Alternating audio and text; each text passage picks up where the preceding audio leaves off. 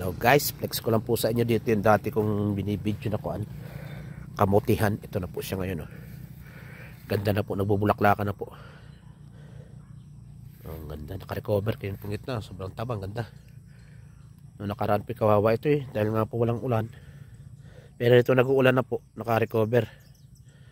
Yan na po siya guys. Oh, yan po.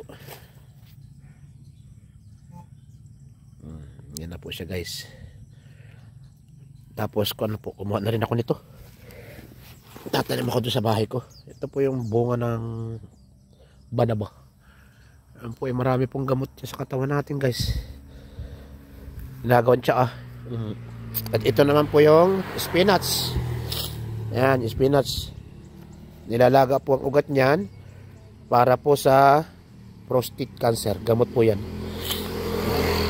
Sa mga UTI, gamot po yan. Ayan guys. Yan po yung bundok ng San Marcelino guys. Lapit natin guys. Yan, bundok ng San Marcelino.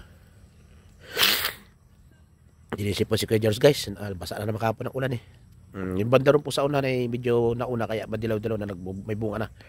Ito hindi pa po masyado. Black pa lang.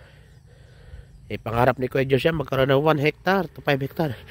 Excuse me po. Ayan, para po tayo makakapag-farming. Wala, kung hindi, upa-upa lang muna. Sa mga susunod na taon siguro magpa-farming tayo guys.